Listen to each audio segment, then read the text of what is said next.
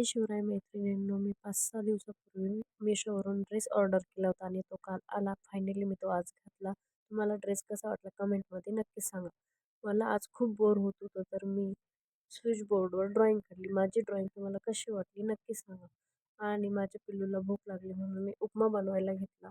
उपमा बनवण्याचं साहित्य कोथिंबीर, टोमॅटो, कांदा सगळं छानपैकी कापून घेतला आणि त्यानंतर ठेवली शेगडीवर कढाई आणि त्यात थोडंसं तेल, जिरे, मोहरीची फोडणी देऊन त्यात टाकून कांदा आणि टोमॅटो टाकून छान असं फ्राय करून घेतला आणि लगेच त्यामध्ये थोडासा पाहिजे तेवढा आपल्याला रवा टाकून भाजून घ्यायचा आणि तो छानपैकी लालसर होईपर्यंत भाजायचा आणि त्यात थोडंसं पाणी, चवीपुरतं मीठ, हळद टाकून चांगलं शिजवून घ्यायचं आणि माझा उपमा बनून रेडी आहे.